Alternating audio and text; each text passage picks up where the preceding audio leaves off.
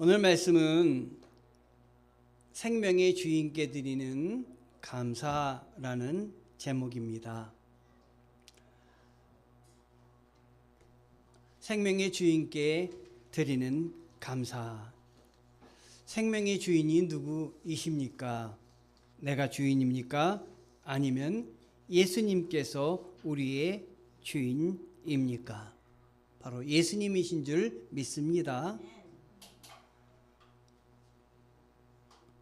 인생을 살면서 우리는 많은 위기를 겪습니다. 여러분들 인생의 위기를 많이 겪어서 여기까지 오셨는 줄 압니다. 한번 우리가 겪었던 위기들을 돌아보기를 원합니다. 사람들로 이렇게 이런 얘기를 듣습니다. 정말 죽을 고비를 넘겼어. 여러분, 죽을 고비를 넘겨서 여기까지 오신 줄 압니다. 오늘 나인성 입구에 마주치는 두 행렬이 있습니다. 성경 말씀 누가복음 7장 11절에서 12절 말씀을 보면 그 행렬에 대해서 소개하고 있는데 어떤 행렬이었는지 여러분 말씀을 읽으시면서 한번 생각해 보시기를 바랍니다. 그 후에 예수께서는 곧 나인이라는 마을로 가셨습니다. 제자들과 많은 무리가 예수를 따라갔습니다. 자, 여기서 첫 번째 행렬이 나옵니다. 그 첫 번째 행렬은 바로 예수 그리스도와 그를 따르는 행렬입니다. 두 번째 행렬이 나옵니다. 예수께서 성문 가까이에 이르셨을 때 사람들이 죽은 사람 한 명을 메고 나오고 있었습니다. 죽은 사람은 한 과부의 외아들이었습니다. 그리고 많은 마을 사람들이 그 여인과 함께 상여를 따라오고 있었습니다. 또 하나의 행렬은 죽은 사람의 장례 행렬이었습니다. 그 장례 행렬과 그 장례 행렬을 따르는 마을 사람들이었습니다. 그러니까 오늘 7장 11절에 나오는 두 행렬은 예수님을 따르는 행렬, 그리고 죽은 자를 따르는 행렬입니다. 우리는 생명의 주님께 드리는 감사를 해야 할 줄 압니다. 나에게 생명을 주신 분이 누구신지 분명히 알아서 내 인생의 주인이 내가 아니라 나를 이끄시는 다른 주인이 있다는 걸 알고 복된 생활을 하시기를 원합니다. 자, 두 행렬은 구별하면 생과 사의 행렬이다. 이렇게 말할 수가 있습니다. 먼저 생의 행렬은 예수님을 따르는 행렬로서 생명의 행렬이다 라고 말할 수 있겠고, 또 하나 나인성 안에 있는 과부를 따르는 장례 행렬이다, 사의 행렬이다. 생의 행렬, 사의 행렬이 마주치고 있습니다. 오늘 이 말씀의 주인공 나인성 여인은 아주 슬픈 사람입니다. 왜 슬프냐면은 남편이 죽었습니다. 여러분, 결혼하여 남편과 오손도손 가정을 꾸리며 행복하게 사는 것이 모든 남녀의 꿈입니다. 그런데 이렇게 남편과 결혼하여 아이를 얻고 행복하게 살아갈 즈음에 그만 남편이 세상을 떠나고 말았습니다. 지금도 여인에게 있어서 남편이 세상을 먼저 떠났을 때, 그것도 젊을 때 떠났을 때 얼마나 아프고 앞으로 살아갈 일이 얼마나 막막하겠습니까? 지금도 그런 것인데 2000년 전에 그때는 남편이 먼저 세상을 떠날 때 남겨 홀로 남은 여인의 그 인생살이는 고달픈 인생살이일 것이 뻔하며 그 인생, 그 험한 인생 아들을 혼자 어떻게 키우며 살아갈 것이겠습니까? 그래도 이 여인에게 희망이 있는 것은 남편은 미리 세상을 떠났지만 그에게 남겨져서 남편 대신 의지하고 살아갈 사람이 있으니 그 사람은 바로 그 아들입니다. 아들을 희망을 두고 이 여인은 깊이 살아왔습니다. 그런데 그 희망 가운데 어느 날 이 아들이 죽고 만 것입니다. 그러니 이 아들에게는 이 여인에게는 얼마나 정말 슬픈 그 아픔이 찾아왔겠습니까? 외아들 청년의 죽음은 바로 자신의 인생의 모든 것이 무너지는 그러한 아픔이었을 것입니다. 희망은 사라지고 절망만이 남는 이 상역길은 그 여인에겐 저주의 그리고 아픔의 상역길이었습니다.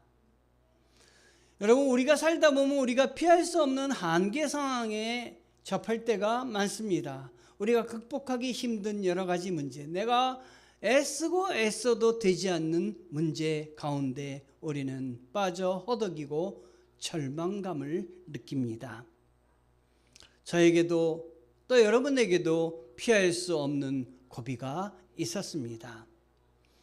저는 강동수정교회를 개척하면서 참 많은 고비가 있었던 것을 기억합니다.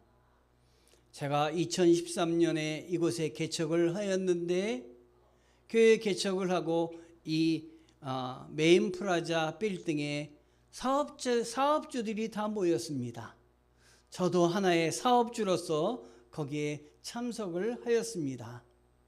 2층 교회 목사라고 했더니 요 3층 바로 위에 당시에 사진관이 있었는데 사진관 사장님이 식사를 하시면서 제 옆에 다가왔습니다. 다가오시면서 하시는 말씀이 목사님이세요? 거기까지는 좋았습니다. 네, 제 아들이 목사입니다. 어이구, 그러세요? 그 다음부터 이분이 하시는 말씀에 큰 충격을 받았습니다. 목사님, 그 2층에 왜 오셨어요? 아니, 목사님이 자녀이면 희망을 주셔야 될 텐데 목사님, 그 교회는요 지금까지 3번이나 망해 나갔습니다. 목사님이 4번째인데 이러시는 거 아니겠습니까? 그래서 제가 거기다 대고 뭐라고 얘기를 했냐면, 그런 말 하지 마십시오. 저는 여기서 그냥 망해 나가지 않을 겁니다. 하나님이 계십니다. 이렇게 얘기를 했습니다. 여러분, 남이 교회 개척을 한다는데 거기다가 칭찬은 못 해줄 망정 4번째 교회인데 3번이나 망해 나갔습니다. 그에게 목사님도 망해 나갈 게 뻔합니다. 그런 얘기가 아니겠습니까? 정말 망해 나갈 뻔했습니다. 왜냐하면 7개월이 지났는데 한 명도 오질 않는 것입니다. 당연히 성도들이 오리라고 생각했는데 교회만 개척하면 막 몰려들 줄 알았는데 아닌 겁니다. 그래서 어느 날 저도 모르게 집에서 샤워하고 나오다가 제가 이런 말을 입 밖에 내고 말았습니다. 힘들다. 그만할까? 이런 생각을 하면서 내가 무슨 생각을 하고 있어? 이렇게 돌이킨 적이 있었습니다. 제가 극복할 수 없는 한계 상황에 이르는 것입니다. 여러분, 이렇게 여러분들이 극복할 수 없는 한계 상황에 처할 때 저만이 아니고 여러분들도 계셨으리라고 생각을 합니다. 그런데 그때 주님이 저를 찾아주셔서 여기까지 왔습니다. 어느 날 한 목사님을 통해서 말씀하시는 그 말씀에 제가 은혜를 받았는데 하나님의 말씀으로 받았습니다. 하나님이 저에게 그 죽음으로 가는, 고통으로 가는 길목에서 저에게 예수님의 피로 수혈을 해 주셨습니다. 말씀을 주셨는데 사도행전 1장 8절의 말씀이었습니다. 너희가 성령의 권능을 받아 예루살렘과 유대와 사마리아와 땅끝까지 이르러 내 증인이 되리라 라는 말씀입니다. 내 힘으로는 안 되지만 성령의 권능을 받으면 내가 일어나 땅끝까지 이르러 내 증인이 되리라는 말씀이었습니다.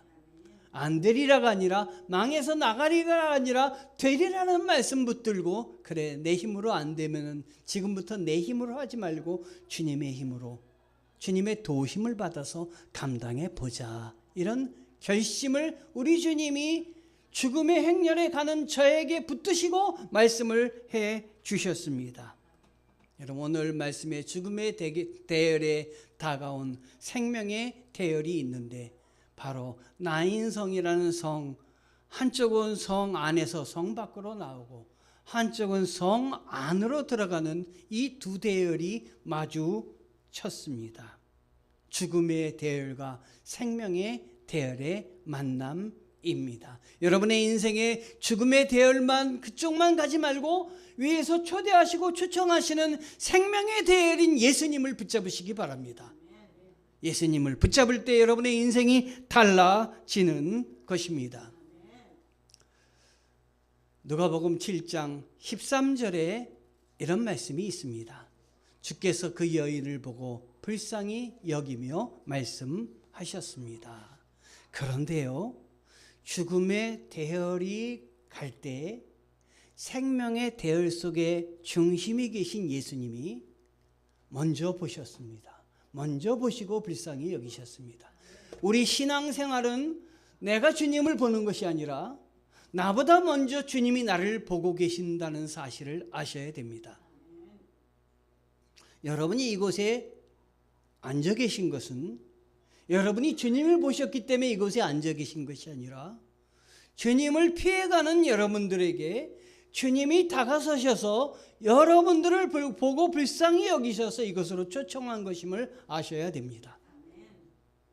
우리를 사랑하시는 주님이 나를 먼저 보고 계시다. 나를 잊지 않고 계시다. 저는 이 말씀을 통해서 그것을 느낍니다. 예수께서 나인성의 여인, 그 아픔을 안고 슬픔을 안고 남편을 먼저 보내고 이제는 자식까지 먼저 보내고 홀로 남은 이 여인의 아픔을 예수님이 눈여겨보시는 데에서부터 이 여인의 인생이 달라지고 있는 것입니다. 우리 하나님께서는 항상 우리를 먼저 보시고 찾으십니다. 하나님 먼저 보시고 자녀로 부르시고 우리의 필요를 따라 우리가 기도하기 이전에 우리를 보고 우리의 필요를 아시는 분이 우리 하나님이십니다. 성경을 읽다가 로마서 5장 8절에 큰 은혜를 받았습니다. 그러나 우리가 아직 죄인이었을 때 그리스도께서 우리를 위하여 죽으심으로 하나님께서는 우리에 대한 그분의 사랑을 나타내셨습니다. 내가 의인이기 때문에 내가 옳은 일을 해서 어떤 공을 세워서 하나님이 나를 택하신 것이 아니라 내가 죄인이었을 때, 내가 부족할 때, 내가 인생의 의미를 찾지 못할 때 하나님께서 우리를 부르시고 우리를 택하셔서 그분의 사랑을 우리에게 전해주셨다라는 말씀입니다. 로마서 10장 20절의 말씀을 읽으면서도 제가 은혜를 받았습니다. 오늘 아침에 우리 성도님들에게 보내드린 말씀인데, 나를 찾지 않는 자들을 내가 만나주고 내게 구하지 않는 자들에게 내가 나타났다. 나를 찾지 않아도 내가 너를 사랑하기 때문에 내가 너를 붙들고, 나에게 구하지 않지만 내가 너희에게 나타나서 너희들이 필요한 것들을 채워주는 나 하나님 여호와다라고 하는 사실입니다. 여러분, 이 사회 대열에 죽은 아들의 장례 행렬에 이 여인이 가면서 예수님께 요청한 것이 아니었습니다. 예수님, 내가 내 아들의 이 장례 행렬을 가지고 정말 슬픈 마음으로 가고 있으니 나를 찾아주시옵소서. 나에게 오셔서 어떻게 이 아들을 좀 살려내 주시옵소서. 성경에 보면 아버지가 딸에 낳기 위해서 자기의 그 종이 낳게 하기 위해서 예수님을 붙들고 내가 낳게 하기 위해서 예수님의 옷자랑을 예수님도 모르게 붙잡은 이 여인, 어떻게 나의 소망을 가지고 주님 앞에 나와서 좀 해결해 주십시오 라고 주님 앞에 고백해서 대부분은 나음을 얻었는데, 그러나 어떤 사람은 하나님 앞에 찾을 수도 없고 너무 세상에 억눌려 살기 때문에 정말 하나님 앞에 구하지도 못하고, 그런 사람에게 나를 찾지 않는 자들을 향해서 내가 만나주고 내가 구하지 않는 자들에게 내가 나타났다. 오늘 말씀이 꼭 여기에 해당됩니다. 누가복음 7장 13절에 주께서 그 여인을 보고 불쌍히 여기며 말씀하셨습니다. 남편을 잃은 여인, 이제 그렇게 애지중지 키웠던 자녀를 잃은 여인, 그 여인을 보고 불쌍한 마음을 예수님은 갖고 계시며 울지 마라 말씀을 하십니다. 울지 마라. 이 여인을 불쌍히 여기서 가까이 가셨다고 성경은 적고 있습니다. 가까이 가셔서 이 여인에게 울지 마라 한다면, 여러분, 그 여인이 그 행진하는 장래 행렬을 가로막았다고 하는 것입니다. 여러분, 어느 집의 장래 행렬을 누가 와서 가로막을 수가 있겠습니까? 저희 어머님이 그 장례를 치를 때 누가 와서 저희 어머님의 장례 행렬을 가로막았습니다. 누가 왔냐면 그 마을 사람들인데, 마을 사람들이 들어가지 못한다는 것입니다. 그래서 한동안 신랑일 하다가 못 들어갔습니다. 그때 얼마나 화가 났는지 모릅니다. 장례 행렬을 막다니. 지금 예수님이 그 일을 하고 계시는 거예요. 장례 행렬을 막고 있습니다. 상식적으로 옳은 일이 아닙니다. 그런데 예수님은 불쌍히 여기셔서 가서 우는 사람을 향해서 울지 말라고 했습니다. 여러분이라면 어떤 장례 행렬에 가서 슬피 우는 가족들을 그 막아서며 울지 말라 여러분은 이야기하실 수가 있겠습니까? 우리 예수님이 지금 그걸 하고 계시는 것입니다. 여러분, 울지 말라 이 말에는, 장례 행렬을 막아서며 이야기하는 이 울지 말라는 말에는 주님의 의지가 담긴 아주 강력한 말씀이 여기 숨겨져 있는 것입니다. 야스퍼스라는 실존주의 철학자가 있습니다. 실존주의라는 건 지금 우리가 있는 모습을 논하는 것인데, 하나님이 살아계시다는 입장에서 유신론적 실존주의를 이야기했던 사람이 야스퍼스라는 사람인데, 이런 이야기를 했습니다. 인간은 환경을 지니고 있으며 동물 중에 인간만이 그 환경을 개조할 능력이 있다. 환경을 개조할 능력은 다른 동물은 하나도 없는데 사람만이 있다. 사람이 환경을 극복할 수 있다. 그런데 사람도 인간의 힘으로도 어쩔 수 없는 한계 상황이 있는데 그 중에 하나가 죽음이다라는 것이에요. 여러분, 우리가 극복할 수 없는 웬만한 건 다 극복해도 극복하지 못하는 것에 우리는 좌절하게 되는데, 그 좌절하는 큰 좌절 중에 하나가 바로 죽음입니다. 내가 할 수 없는 한계 상황에 부딪힙니다. 믿는 사람은, 믿지 않는 사람은 절망하겠지만 믿는 사람은 그때 예수님을 바라보셔야 됩니다. 우리 주님이 나의 죽음의 행렬 가운데 막아서셔서 그것을, 죽음의 행렬을 생의 행렬로, 삶의 행렬로, 기쁨의 행렬로 바꿔주시기를 원하신 분이 우리 주님이시다. 그걸 체험하여야 신앙이 성장을 하고 하나님이 하나님 되심을 알게 되는 것입니다. 예수님만이 하실 수 있는 말씀이 울지 말라입니다. 그냥 위로하기 위해서 울지 말라 이 정도가 아닙니다. 죽음의 현실, 지금 너의 아들이 죽은 이 현실을 나는 기쁨과 생명으로 바꿔주겠다 하는 예수님의 의지가 담겨져 있는 것입니다. 저는 이 울지 말라 하는 예수님의 음성을 들으면서 주님은 죽은 자도 살려낼 수 있는 분이시다, 이걸 느꼈습니다. 주님은 하나님이시다. 하나님이 우리를 불쌍히 여기셔서 스스로 인간 세상에 뛰어들으셔서 우리를 하나님께로 이끌고 있으신데, 그 이끄시면서 지금 개입하셔서 하는 말씀이 울지 마라 라는 말씀이라는 것을 저는 이 말씀을 통해서 알게 되었습니다. 사람이 세상에 살면서 직면하는 문제가 두 가지인데, 하나는 죄의 문제고 또 하나는 죽음의 문제입니다. 죄를 지으면 이 세상에선 감옥에 갈 수밖에 없고, 그 죄를 크게 짓다 보면 죽음에 이르를 수도 있습니다. 또 하나는 사람이 피할 수 없는 죽음이라는 문제입니다. 그런데 우리 주님께서 우리가 알아야 할 사실은 이 죄와 죽음의 문제를 우리 주님이 다 해결하여 주셨습니다.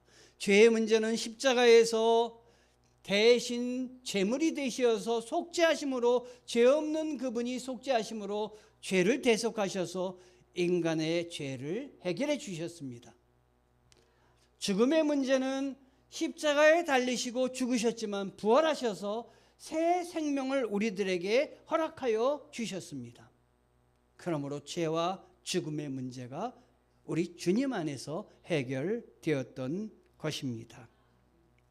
여러분, 예수 그리스도를 믿으면 죄와 죽음의 문제에서 해방됨을 여러분 아셔야 됩니다.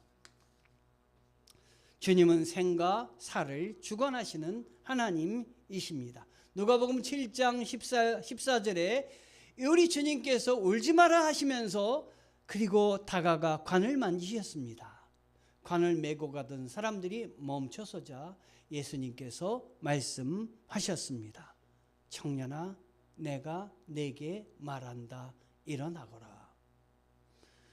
여러분, 세상 사람들의 그 눈에 믿음이 없는 사람들의 눈으로, 마음으로 이 구절을 읽으면 이 구절을 받을 수가 없습니다. 그러나 지금 관을 만지시고 거기에 대고 말씀하신 분이 하나님이시다. 믿음으로 이분이 하나님이시다, 못할 일이 없으신 분이시다 라는 것을 여러분이 믿고 고백하면 이 말씀은 그대로 되는 것입니다. 청년아, 내가 네게 말하느니 일어나거라 지 청년을 향해서 외치고 있습니다. 이것은 관 너머의 죽음의 세계로 넘어간 청년을 향해서 죽음을 뛰어넘어서 말씀하시는 말씀입니다. 청년아, 내가 네게 말한다. 일어나거라. 여러분, 산 사람이 죽은 사람의 시신에다 손을 얹는 것은 부정한 일입니다. 그래서 여러분, 절대로 장례식 때 시신에다가 손을 대지 않습니다. 끈으로 이렇게 내려가지고 손을 안 대고 끈으로 이렇게 내립니다. 그리고 입관할 때도 얼굴에다 손을 대지 않습니다. 성경에도 그것이 율법으로 나와 있는데, 죽은 시체를 만지거나 장례 행렬이나 관을 만지면 부정하다. 민수기서 19장 14절에 말씀하고 있습니다. 그런데 예수님은 부정할 것을 아시면서도 관 위에다 손을 대셨습니다. 그 관의 부정으로 말미암아 죽은 그 부정이 예수님이 손을 대심으로 말미암아 그 부정이 예수님에게로 넘어왔습니다. 관은 깨끗해지고 그 안에 있는 아이는 깨끗해지고 예수님이 대신 부정함을 입으셨습니다. 우리 주님이 우리의 부정한 것 위에 손을 대십니다. 우리의 부정한 건 다 대신 예수님이 가져가시고 우린 깨끗하게 되는 것입니다. 이게 믿음입니다. 그런 역사가 있기를 원합니다. 의도적으로 예수님은 관 위에 손을 대셨습니다. 손을 대시는 순간 놀랍게도 부정이 예수님에게로 넘어오며 손을 대는 순간 죽음의 행렬이 끝이 났습니다. 멈춰섰습니다. 예수님의 말씀이 그에게 임했을 때 일어나거라, 청년아 일어나거라 했을 때 그 청년이 일어나서 많은 사람들 앞에 놀람을 보였다고, 많은 거기 있는 사람들이 얼마나 놀랐겠습니까? 관이 열리고 사람이 살아났으니 얼마나 기절했겠습니까? 안 되는 일이 예수님으로 말미암아 일어났으니 얼마나 놀랐겠습니까? 여러분 자녀들이 아프면 저에게 데려오세요. 저에게 데려오세요. 목사님 기도해 주십시오. 그러면 저는 제 힘으로 하지 않습니다. 주님의 힘으로 감당합니다. 우리 교회 옛날에 처음 교회를 개척했을 때 그 한 집사님이 아프셨어요. 돌아가셨어요. 암에 걸리셔서. 그 집사님이 저에게 오셔서 이렇게 말씀했어요. 목사님 저를 좀 살려주세요. 살려주시면 이 교회에 우리 가족 다 열심히 나올게요. 주님이 살리신다는 걸 제가 잊어버렸어요. 내가 그분을 어떻게 살려요? 그래서 제가 부끄러운 얘기를 했어요. 어디 가면 병을 많이 고쳐준다고 하는데 그 교회에 가보셔요. 나중에 그게 얼마나 부끄러워, 하나님 앞에 얼마나 부끄러운지 제가 하나님 앞에 기도를 했어요. 하나님, 예수 그리스도가 고치는데, 예수 그리스도가 고쳐주시는데 내가 고치는 게 아닌데 왜 주님이라고 얘기하지 못했나? 여러분, 주님이 하시는 거예요. 주님이 도와주시는 것이에요. 우리 주님께서 에레미야 31장 16절에서 17절에 여호와께서 이와 같이 말씀하시느니라. 내 울음소리야, 내 눈물을 멈추어라. 너의 장래에 소망이 있을 것이라. 예수님은 울지 말아라, 일어나라 말씀하십니다. 죽음과 절망 가운데 있는 사람에게 지금도 말씀하십니다. 울지 마라, 일어나라. 울지 말고 일어나거라. 누가복음 7장 15절에 그러자 죽은 사람이 일어나 앉아 말하기 시작했습니다. 예수께서는 그를 그의 어머니에게 돌려 보내 주었습니다. 오늘 말씀을 준비하다가 찬송이 생각났는데 이런 찬송입니다. 어제 부흥 강사가 어제 다니엘 기도의 강사가 나와서 자기 찬송이 너무 좋다고 하는데 저도 그 찬송이 참 좋았습니다. 이 찬송의 내용은 이렇습니다. 나 가진 재물 없으나, 나 남이 가진 지식 없으나, 나 남에게 있는 건강 있지 않으나, 나 남이 없는 것 있으니, 나 남이 못 본 것을 보았고, 나 남이 듣지 못한 음성 들었고. 주님의 음성입니다, 여러분. 주님이 사랑하신다는 음성입니다. 나 남이 받지 못한 사랑 받았고, 나 남이 모르는 것 깨달았네. 공평하신 하나님이 나 남이 가진 것 없지만 공평하신 하나님이 나 남이 없는 것 갖게 하셨네. 7장 16절에 그들은 모두 두려움에 가득 차 하나님을 찬양하며 말했습니다. 위대한 예언자가 우리 가운데 나타나셨다. 하나님께서 자기 백성을 돌봐 주셨다. 예수님에 대한 이 이야기가 온 유대와 그 주변 지역에 널리 퍼져 나갔습니다. 오늘 죽음이 변하여 감사로 바뀌었습니다. 죽음의 자리가 감사의 자리로 바뀌었습니다. 여러분이 안고 있는 고통, 여러분이 안고 있는 문제가 계십니까? 주님 앞에 나오시면 죽음의 행렬이 바로 생의 행렬로 바뀔 줄 믿습니다. 그 자리가 감사의 자리가 되지 않겠습니까? 그 자리가 찬양의 자리가 되지 않겠습니까? 마을 사람 모두가 생명의 주인을 만나서 찬양을 드리는 역사가 오늘 성경 말씀에 이어지고 있습니다. 여러분의 삶의 자리에 찬양의 자리가, 생명의 자리가 샘솟으시기를 주님의 이름으로 축원합니다. 기도하시겠습니다. 하나님 감사합니다. 우리의 자리가, 우리의 고통의 자리가, 우리의 슬픔의 자리가 우리를 향해서 눈여겨보시고 먼저 찾아주시는 주님으로 말미암아 생명의 자리로 바뀌게